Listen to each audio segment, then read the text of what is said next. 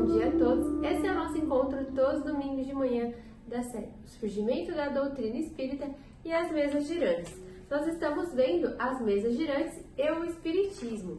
Hoje nós iremos ver o item 16 desse livro e nós vamos dividir também em alguns vídeos, porque é um item bem extenso, né?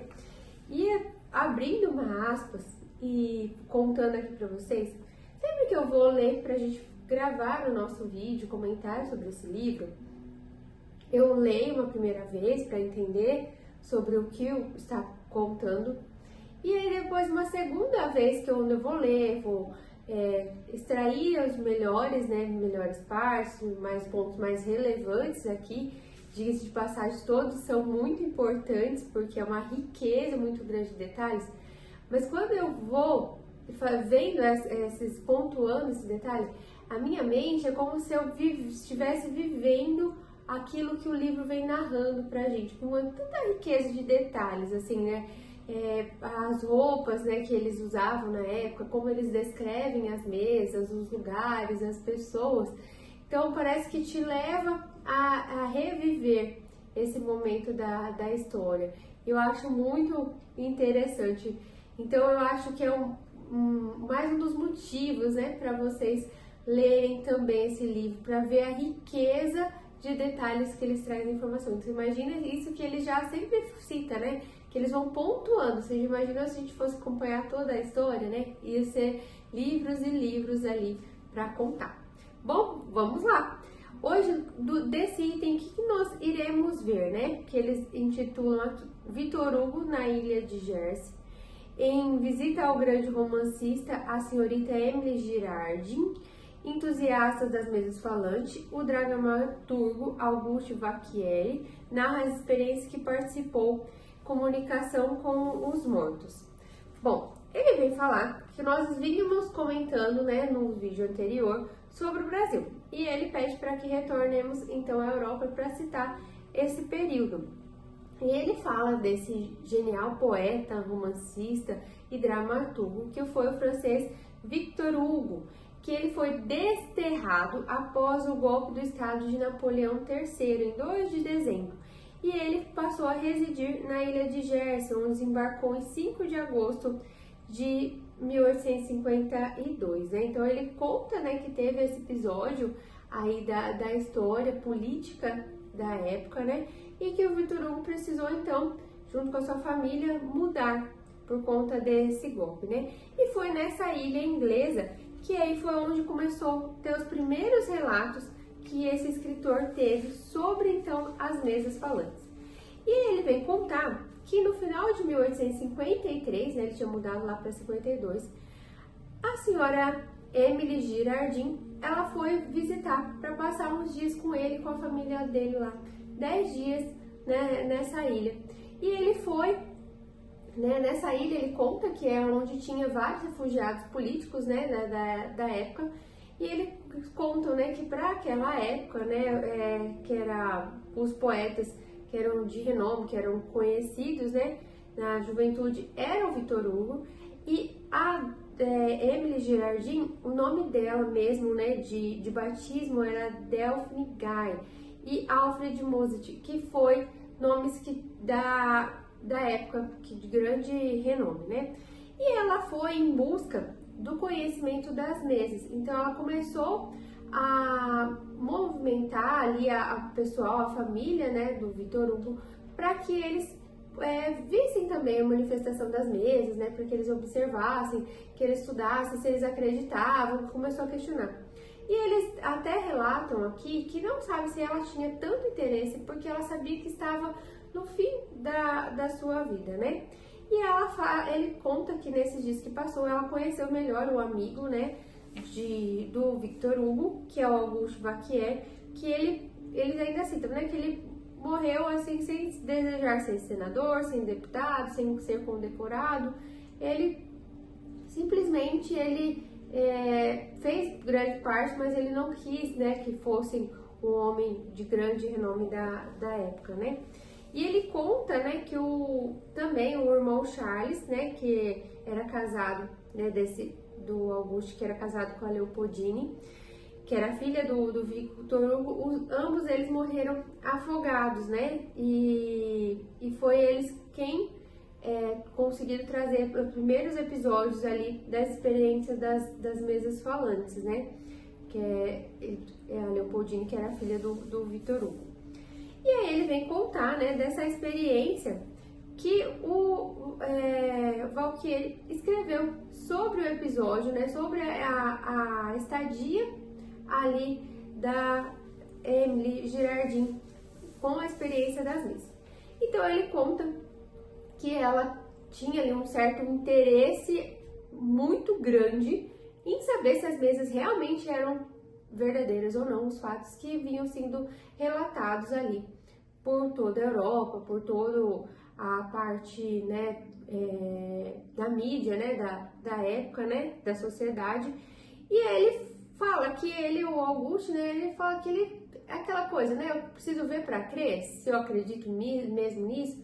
E aí a Emily começou a fazer as experiências, e as experiências não tiveram sucesso, não tiveram manifestações, não tiveram nada, mantiveram intactas ali as mesas.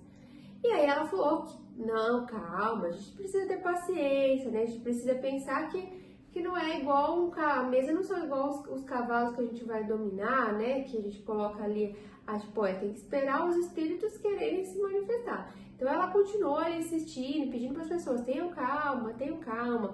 Ela foi comprar uma mesa, porque ela achou que era a mesa que estava com problema, que era assim, mas nada de novo aconteceu ali. E não acontecia nada até um dia antes dela ir embora, né? Que estava marcado para ela ir embora. E aí eles estavam ali junto com outras pessoas, né? Colocaram as mãos sobre as mesinhas. E ele fala que um pouco mais de um quarto de a hora, eles começaram a ouvir os estalidos. Aí esses estalidos começaram a aumentar. Porque primeiro eles acharam, não, às vezes é a força da mão ali, né? Aí eles viram que esses estalidos começaram a aumentar. E aí eles começaram a perguntar, né? Ela pergunta primeiro, né? Tem alguém aí? E aí se tem, dá uma batida. E a mesa respondeu que tinha.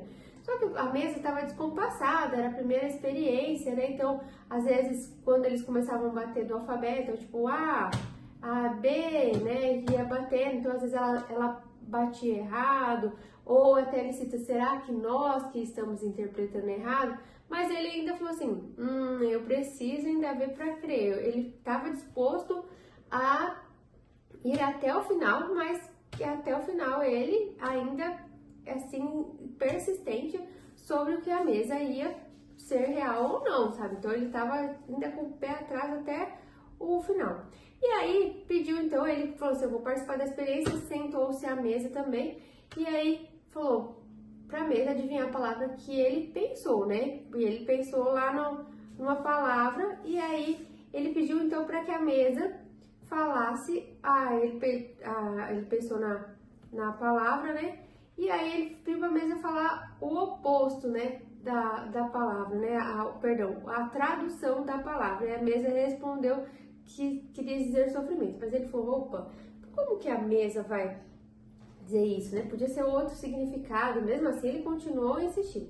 E aí as pessoas que estavam lá começaram a perguntar o que eles estavam pensando, e a mesa respondia com exatidão, mas ele ainda, não, e a Emily toda ali entusiasmada e ele ainda todo descrente na situação. E aí, de repente, a mesa se irritou, ela parou de falar e a Emily foi perguntar se o espírito estava ali. Que ela começou a ficar alvoroçada, a mesa, se era o mesmo espírito. E é eis que a mesa responde que o espírito que estava ali era a filha Leopoldine do Victor Hugo, que nós falamos, que tinha morrido afogado junto com o esposo no Rio Sena em 1843. E a mãe começou a ficar alvoroçada, né? Imagina, a filha estava se comunicando com ela, né? Entrou em pranto. E eis que o irmão começou a perguntar algumas coisas específicas, né, para a irmã, né? Para o espírito da irmã que estava ali se manifestando. E ela foi respondendo. Até que chegou uma hora, né? Ficaram noite ali a fundo perguntando, ela disse a Deus que ela iria embora. Então ele não teve mais como duvidar como é que a mesa ia saber com tanta riqueza de detalhes as informações que ela estava. Aí no outro dia, antes mesmo, né, de Emily ir embora, ele já foi, o Augusto foi atrás dela para eles iniciarem outra sessão. E aí depois elas tiveram outra sessão, né, ali de comunicações, de manifestações. E aí ela pegou e foi embora, né, falou que até a próxima vez, só que ele nunca mais a reviu porque ela acabou desencarnando, né.